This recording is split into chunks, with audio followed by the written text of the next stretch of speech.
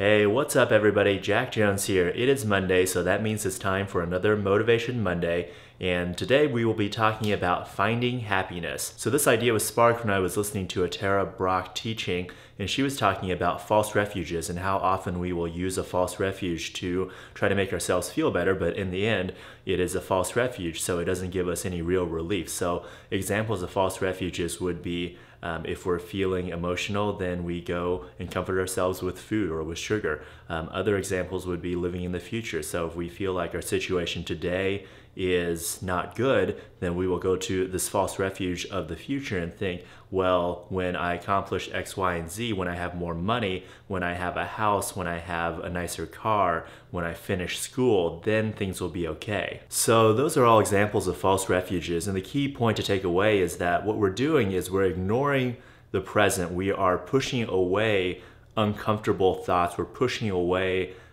discomfort and pain and just anything that we don't enjoy in the present, and instead we're using a tool, using something else to push this away. So thoughts of the future, or sugar, or alcohol or drugs or video games. There's all sorts of different false refuges, but they're all false because they only provide a temporary relief. They don't actually address the issue at hand, and they don't actually do anything for our present happiness. So I have a really good example of this from hiking the Appalachian Trail. So for about the first 2/3 of my hike, from when I went from Georgia to Harper's Ferry and then up to Maine down into Vermont, about the first 12 or 1300 miles, I just had a really, really good time. And in retrospect, I think a big piece of that was because I wasn't taking false refuges anywhere.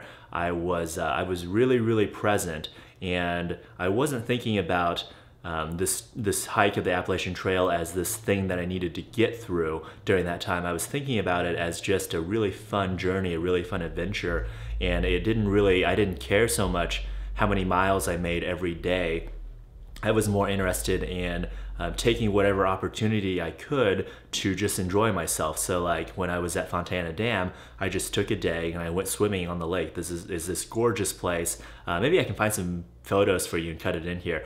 But it was just a beautiful lakeside shelter, and I just took a day off there. I did that several times in Maine, where I'd come across another beautiful lake, and then just set up camp and then basically have a beach day on the lake. And it was really wonderful because I was very present, and I was just really living in the moment and really enjoying the moments. And then what happened when I got to Vermont was I was thinking, all right, I've been on the trail for a while, I got to get home.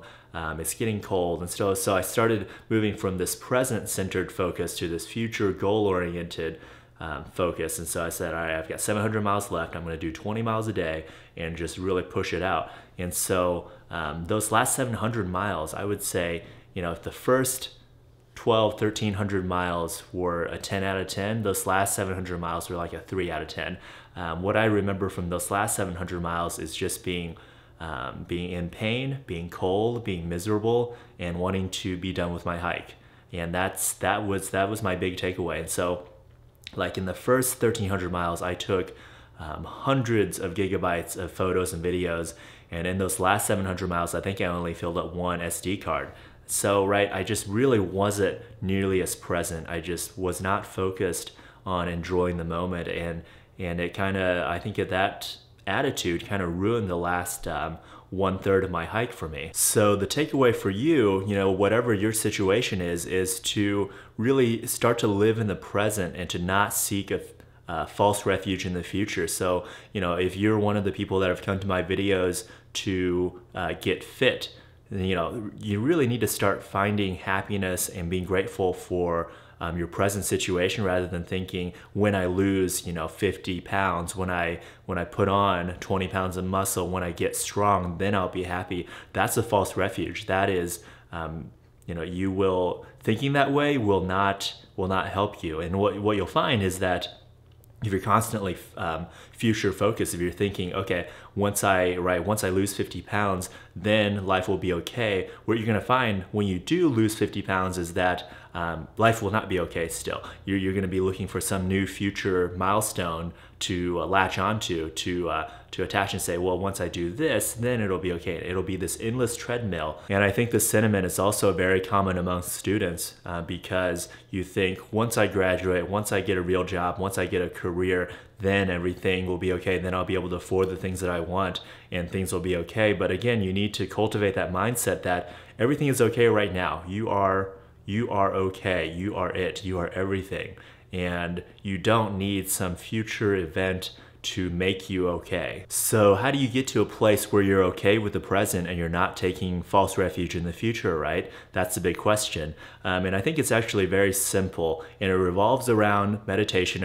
It revolves around being present and training your attention and your focus to notice when you are living in a false refuge of the future. So I think the first thing is being grateful, having gratitude. If you can start to bring your awareness to, instead of what needs to change for you to be happy, if you can bring that awareness around to what is already good in your life, you can start to notice there are lots and lots of really good things in your life. So like hiking the Appalachian Trail, right? I don't get a lot of showers, I don't get a lot of hot meals, I don't get running water, flushing toilets. So once I came back from that, it was amazing to just have running water and a soft bed and to have a climate controlled place to sleep and to not have to worry about rain. All these really basic things that we really take for granted. I was very grateful for them, and that really boosted the quality of my life for a while until I got used to it again. And so just being able to, again, bring your attention back and kind of have a fresh perspective and say, wow, it's amazing that I have running water. It's amazing that I can go to the grocery store and have a delicious meal tonight. It's amazing that I have a soft bed to sleep on. Like all these very simple things that we kind of take for granted. If you will develop a sense of gratitude towards them, I think that will really help you to find happiness in the present, right? And the other key aspect is training your attention, training your awareness so that you become aware when you are seeking out false refuges. So when you start to feel like a craving to eat a bunch of sugar, or you feel a craving to go off and fantasize about what will happen in your life in 5 or 10 years, then just notice that and say, hey, I'm going to a false refuge, and then bring your attention back to the present. And maybe there's something you're not dealing with right here in the present, something you're trying to push away, and just examine yourself in the present. And if you can just bring your mindfulness, bring your attention to the fact that you're going off into these false refuges, then pretty much that's all it takes to then reclaim the present and to bring yourself back and to find a lot more happiness and joy in the moment. All right, thanks for watching, everybody. Hope you have an awesome day. If you want to leave a comment, please do. I try to read and respond to all the comments, any questions you have. So yeah, that's it for me. So have an awesome day. Take care.